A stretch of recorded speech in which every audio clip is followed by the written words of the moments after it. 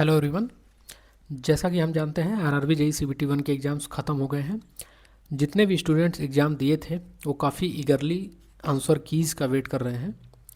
तो इस वीडियो में हम डिस्कस करेंगे कि आंसर की कब तक आएगी, क्या पिछले रिकॉर्ड रहे हैं, कब तक आंसर की आ जानी चाहिए, ऐसे कौन से फैक्टर हैं जो कट ऑफ को अफेक्ट करते हैं। शिफ्ट वाइज एनालिसिस करेंगे, उनकी डिफ़िकल्टी लेवल को जानेंगे और स्टूडेंट्स के एवरेज अटेम्प्ट्स क्या हैं और उसके बेसिस पे हम सेफ स्कोर को भी प्रेडिक्ट करेंगे। तो आइए आगे बढ़ते हैं। पहले हम ऐसे फैक्टर्स की बात कर लेते हैं जो कट ऑफ को डिसाइड करते हैं। सबसे पहला आता है जोन सिलेक्शन। जैसा कि हम जानते हैं आरआरबी के जितने भी रिजल्ट्स होते हैं या कट ऑफ्स होती हैं वो zone wise different different zone के लिए डिफरेंट डिफरेंट कट ऑफ्स निकाली जाती हैं। तो अगर आप अजमेर या प्रयागराज जैसे जोन्स में आप अप्लाई किए हैं तो इनकी कट ऑफ ऑब्वियसली थोड़ा हायर साइड रहती है। इसी तरह आप सिलीगुड़ी या ऐसे किसी जोन चेन्नई जोन से भर देते हैं तो आपको कट ऑफ कम देखने को मिलती है। तो जोन एक डिसाइडिंग फैक्टर हो जाता है। इसी तरह कैटेगरी आपकी मैटर करती है। अलग अलग कैटेगरी के लिए अलग अलग कट ऑफ जा सकती है। सबसे बड़ा और सबसे इम्पॉर्टेंट फैक्टर जो है आपका वो है नॉर्मलाइजेशन का। नॉर्मलाइजेशन एक ऐसी बला है कि इसमें आपके मार्क्स कम भी हो सकते हैं, ज़्यादा भी हो सकते हैं। ठीक है, अगर आपका पेपर ईजियर शिफ्ट में पड़ा है तो आपके मार्क्स कम हो सकते हैं। अगर आपका पेपर हार्डर शिफ्ट में पड़ा है तो आपके मार्क्स डेफिनेटली बढ़ जाएंगे। तो अगर आप जो मैं सेफ़ स्कोर बताऊंगा उसके आसपास भी आपके मार्क्स हैं तो आप होप ज़रूर रखिएगा, क्योंकि नॉर्मलाइजेशन एक बहुत बड़ा रोल प्ले कर सकता है।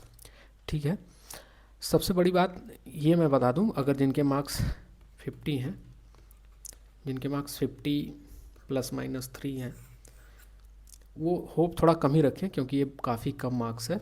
इतने में तो सिलेक्शन नहीं होने वाला है, क्योंकि सीटें भी इस बार थोड़ा कम ही हैं। और जिनके मार्क्स 70+ हैं तो ऑब्वियसली बहुत अच्छे अच्छे मार्क्स हैं, उनका सिलेक्शन होने के पूरे पूरे चांस है। तो ये दोनों कैटेगरी के लोग अपनी तैयारी शुरू कर दें। दोनों कैटेगरी के लोग क्यों? क्योंकि भाई नंबर कम आ रहा है तो तुम बैठ कर तो कुछ कर ही नहीं सकते ना। एसएससी के एग्ज़ाम्स हैं, अगर एसएससी में अच्छा परफॉर्मेंस किए हो तो मेंस की तैयारी शुरू कर दो। बाकी एग्ज़ाम्स भी पाइपलाइन में लगे हैं, कुछ ना कुछ तो करना पड़ेगा ना, बैठने से तो कुछ होगा नहीं। तो इसलिए तैयारी शुरू कर दो। पश्चाताप करने से कोई फ़ायदा नहीं है, जो हो गया वो तो हो ही गया। बाकी जो 70+ मार्क्स हैं वो अपना बिना किसी जगह के मेंस की तैयारी शुरू कर दें।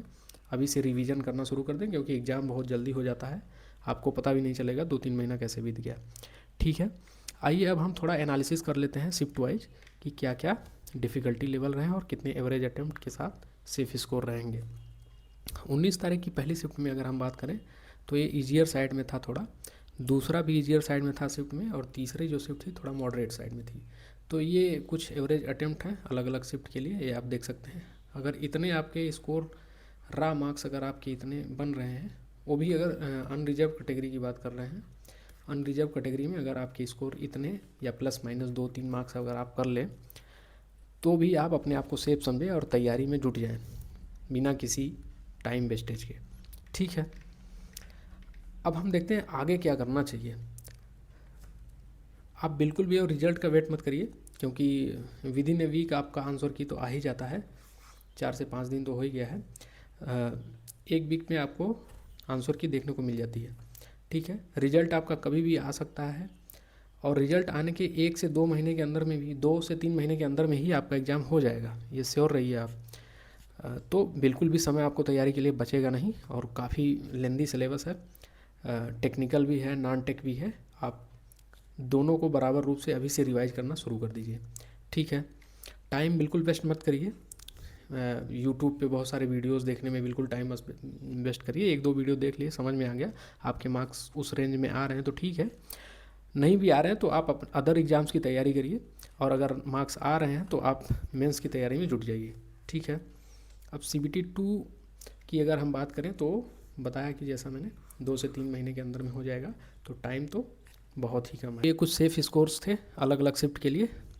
अगर आपको वीडियो अच्छा लगा हो तो लाइक करिए, चैनल को सब्सक्राइब करिए, और चैनल पे जाकर टेलीग्राम लिंक को फॉलो कर लीजिए, जिससे आरआरबी जेई या किसी भी इंजीनियरिंग एग्ज़ाम अपडेट से रिलेटेड आपको इनपुट्स मिलते रहेंगे। और आरआरबी से रिलेटेड कोई भी क्वेरी हो आप बेधड़क पूछ सकते हैं। एग्ज़ाम से लेकर के आपका जॉब प्रोफाइल तक सब मैं प्रॉपर क्लियरिटी के साथ में बता सकता हूँ। ठीक है, थैंक यू सो मच।